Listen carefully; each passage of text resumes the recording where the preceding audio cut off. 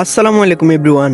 এতিম ছেলের ভালোবাসা পার্ট 2। তো বেশি কথা না বলে গল্প শুরু করা যাক। রিয়া ম্যাডাম বলল, তুই বাড়ি থেকে চলে গেলে সেটা তোর জন্য ভালো হবে। আমি আর কথা না বলে নিজের রুমে চলে আসলাম। হঠাৎই আমার ফোনটা বেজে উঠলো। হাতে নিয়ে দেখি আননোন নাম্বার। কলটা না ধরে কেটে দিলাম। আমি আবার আননোন নাম্বার থেকে কল আসলে ধরি না। ভাবে পর আরো 2বার কল দিল, আমি 2বারে কেটে দিলাম। তৃতীয়বার কল দিতে আমি চিন্তায় পড়ে গেলাম, কে হতে পারে। তারপর আমি কলটা রিসিভ করলাম। ওই দিক থেকে বলল, এ কুত্তা হনুমান। আমি বললাম, এ ভদ্রবাবু কথা বলুন, আর আপনি কে, আর এটা কি ভাষা ব্যবহার করছেন। ওই দিক থেকে বলল, চুপ কর কুত্তা। আমি বললাম, আপনি আবার তুই তুকারি করছেন। আমি বললাম, আপনার পরিচয় দেন, না হলে আমি ফোন রাখছি। ওই দিক থেকে বলল, এই ফোন রাখবি না, আমি তাবাসসুম বলছি। আমি বললাম, ও তুই। তাবাসসুম বলল, এতগুলো কল দিয়েছি, তুই ধরিস নি কেন। আমি বললাম, ও বুঝতে পারিনি এটা তুই ছিলি, তাই ধরিনি। এবার বল কেন ফোন দিয়েছিস। তাবাসসুম বলল, এমনি তোর সাথে কথা বলতে ইচ্ছে করছিল। আমি বললাম, এমনি কেউ ফোন দে নাকি, দরকার থাকলে বল। তাবাসসুম বলল, তোকে ফোন দিতে আবার কারণ লাগবে নাকি। তাবাসসুম বলল, ও বুঝতে পেরেছি, তুই এখনো আমাকে বন্ধু হিসেবে মানিসনি। আমি বললাম, আরে না, আমি তো তোকে সেটা বলিনি। তাবাসসুম বলল, আমার যা বুঝে আমি তা বুঝে গেছি। এই কথা বলে তাবাসসুম ফোন কেটে দিল। ওর সাথে এভাবে কথা বলা ঠিক হয়নি, কালকে কলেজে গেলে সরি বলবো। তারপরে ফোনটা রেখে ঘুমানোর চেষ্টা করলাম। বিকালবেলা কারো ডাকে ঘুমটা ভাঙলো। তাকিয়ে দেখি আন্টি আমাকে ডাকছে। তারপর আমি বললাম, আন্টি কিছু বলবেন। আন্টি বলল, তুই কি ঘুমিয়েছিলি। আমি বললাম, না, একটু চোখটা লেগে আসছিল আর কি। আন্টি বলল, তোর তো আমি ঘুমে ডিস্টার্ব করলাম। আরে না আন্টি, বলুন কি লাগবে। তারপরে তিনি আমার হাতে বাজারে একটা লম্বা লিস্ট ধরিয়ে দিলেন বাজার করার জন্য। মনে হয় বাড়িতে আজ কেউ আসবে। আমি বললাম, আন্টি আজকে কি বাসায় কেউ আসবে।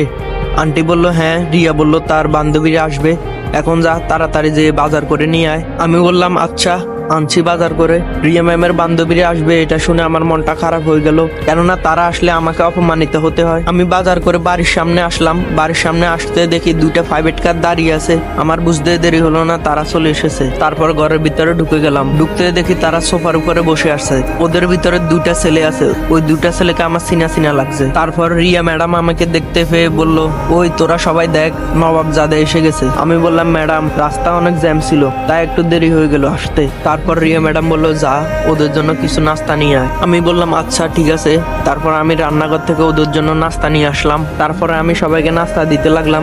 যখনই ছেলে 2টার সামনে আসলাম, ছেলের 2টা বলল, রিয়া তোদের বাড়িতে ক্ষেতটা কি করছে। রিয়া ম্যাডাম বলল, জানি না বাবা, এইসব ক্ষেত কোথা থেকে ধরে নিয়ে আসছে। তারপর ছেলেটা বলল, নিশ্চয় ওর কোনো মতলব আছে। এভাবে আরো নানাভাবে সবাই আমাকে অপমান করতে লাগলো। হঠাৎই কেউ একজন বলতে লাগলো, তাকিয়ে দেখি রিয়া ম্যামের বান্ধবী জয়া। জয়া বলতে লাগলো, সুযোগ পেলে তোরা সবাই ছেলেটাকে অপমান করিস। রিয়া ম্যাডাম বলল, কি রে তোর কি হয়েছে, কিছুদিন ধরে দেখছি তুই ওর হয়ে বেশি কথা বলিস। জয়া বলল, ওর হয়ে কোনো কথা বলছি না, শুধু তোদের ভুলটা ধরিয়ে দিচ্ছি। রিয়া ম্যাডাম বলল, ও আচ্ছা, এখন তোর কাছ থেকে আমার ঠিক ভুল শিখতে হবে নাকি। জয়া বলল, হ্যাঁ শিখতে হবে, কারণ তোর কাছে অহংকারী মনোভাব অনেক আছে। রিয়া ম্যাডাম বলল, তুই কিন্তু এখন অনেক কিছু বেশি বলছিস। জয়া বলল, উচিত কথা বলছি তো তাই। রিয়া ম্যাডাম বলল, দেখ তুই যদি আমার বান্ধবী না হতি তোকে যে কি করতাম। জয়া বলল, কি করতে পারবি আমি ঠিকই জানি, শুধু কথায় কথা মানুষকে অপমান করতে পারবি। এদিকে আমি দাঁড়িয়ে দাঁড়িয়ে তাদের ঝগড়া দেখছি, মনে হচ্ছে টিভিতে দাঁড়িয়ে কোনো সিরিয়াল দেখছি। আমি ভাবছি, জয়ার আবার কি হলো, কিছুদিন আগেও তো আমাকে অপমান করার জন্য পিছনে পড়ে থাকতো,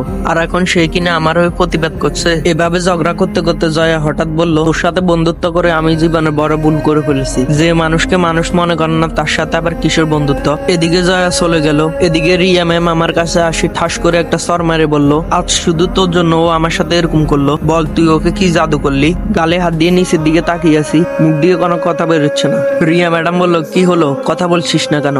আমি বললাম, কি বলবো। রিয়া ম্যাডাম বলল, তোকে তো আমি পরে দেখে নিচ্ছি, আগে এদেরকে বিদায় করে নি। তারপর রিয়া ম্যাম তার বাকি ফ্রেন্ডের সাথে মজা করতে লাগলো। আমার আবার ছেলে 2টার দিকে চোখ পড়লো, ওদের যেন কোথায় দেখেছি কিন্তু মনে করতে পারছি না। ছেলের 2টার মধ্যে একজন বলল, রিয়া আমাদের এখন যেতে হবে। আর আঙ্কেল কোথায়, ওনাকে যেন দেখতে পাচ্ছি না। রিয়া ম্যাডাম বলল, বাবা কিছুদিনের জন্য বাইরে গেছে, এই তো কিছুদিন পর আবার চলে আসবে। তারপর কিছুক্ষণ পর তার ফ্রেন্ডরা চলে গেল। তারপর রিয়া ম্যাডাম আমার দিকে রাগি চোখে তাকিয়ে তার রুমে চলে গেল। তারপর আমি বুঝতে পারলাম আজকে রাতে আমার ঘুমের 12টা বাজবে, কেননা রিয়া ম্যাম মাথা গরম হয়ে গেলে তিনি আমাকে সারা রাত তার সেবা করায়। তারপর আমিও আর আর না দাঁড়িয়ে থেকে আমার রুমে চলে আসলাম। আমার মাথায় যেন ছেলেগুলোর কথা আসছে, ছেলেগুলোকে যেন আমি কোথায় দেখেছি। এদিকে আন্টি নিচ থেকে আমাকে ডাক দিল খাবার খাওয়ার জন্য। তারপরে খাবার খাওয়ার জন্য নিচে চলে গেলাম। নিচ থেকে খাবার খেয়ে এসে রুমে শুয়ে আছি। আমার চোখে কিছুতে ঘুম আসছে না। তারপরে উঠে ছাদে গেলাম, গিয়ে কিছুক্ষণ হাঁটাহাঁটি করে রুমে আসলাম। তারপর কিছুক্ষণ পর রিয়া ম্যাডামের নাম্বার থেকে আমার নাম্বারে একটা কল আসলো।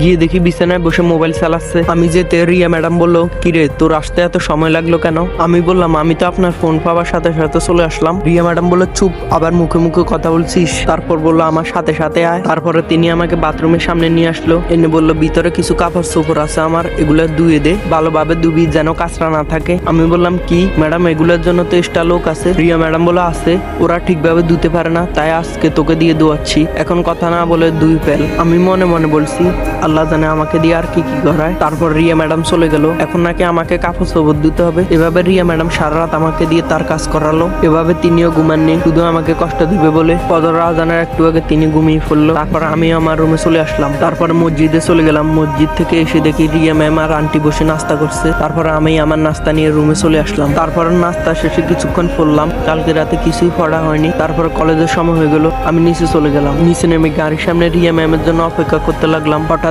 রিয়া ম্যামের দিকে আমার চোখ গেল। আমি হা করে তার দিকে তাকিয়ে আছি, কারণ আজকে ওনাকে অনেক সুন্দর লাগছে। আজকে ওকে পরীর মতো লাগছে। ও একটা সাদা ড্রেস পরে এসেছে, যেটা তার রিয়া ম্যাডামের সৌন্দর্য আরো কয়েক গুণ বৃদ্ধি করে দিয়েছে। ওনাকে আজকে যে কেউ দেখলে ওনার প্রেমে পড়ে যাবে। তারপর উনি সামনে আসতে আমি গাড়ির দরজা খুলে দিলাম। দরজা না খুলে আমার গালটা আবার লাল হয়ে যাবে। রিয়া ম্যাডামকে নিয়ে কলেজের দিকে যেতে লাগলাম। রিয়া ম্যাডাম বললো, আচ্ছা তোর কি কোনো লজ্জা শরম নেই? আমি বললাম কেন, আবার কি করলাম? রিয়া ম্যাডাম বললো, আমি তোকে এত অপমান করি তবু তুই বাড়িতে কেন পড়ে আসিস? তোকে আমি সহ্য করতে পারি না। আমি বললাম সময় হলে চলে যাবো ম্যাডাম। রিয়া ম্যাডাম বললো তাড়াতাড়ি চলে যা। আমি ভাবছি ফাইনাল পরীক্ষা দিয়ে চলে যাব। পরীক্ষার আর 2 মাস বাকি, এই 2 মাস একটু কষ্ট করে থেকে যাই।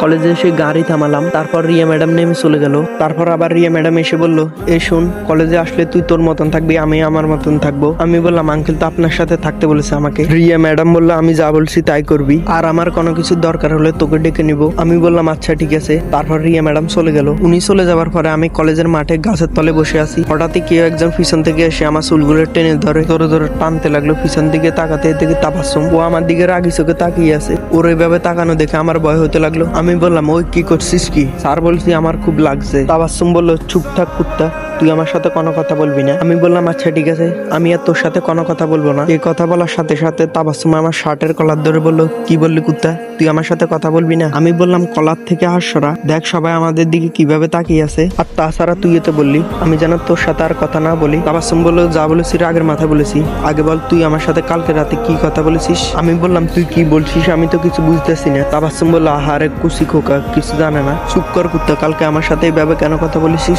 তাবাসসুম খুব ভালো মেয়ে, তার সাথে পরিচয় মাত্র একদিনের। ও একদিনে আমাকে খুব আপন করে নিয়েছে। ও সত্যি সত্যি আমাকে বন্ধু ভাবছে, কিন্তু আমি তা পারিনি, কারণ ওর সাথে বন্ধুত্ব করার যোগ্যতা আমার নেই। ও একজন বড় লোক আর আমি একজন এতিম ছেলে, তাই আমি ভাবছি ওর সাথে বন্ধুত্ব রাখবো না। আমি বললাম আমি কোনো ভুল করিনি, তাছাড়া তুই দরকার ছাড়া আমাকে কেন কল দিবি? তাবাসসুম আমাকে বলল, তুই একটা কথা বল, তুই কি আমাকে বন্ধু ভাবতে পারছিস না? আমি বললাম না। তাবাসসুম বলল, তাহলে কি গার্লফ্রেন্ড মনে করিস?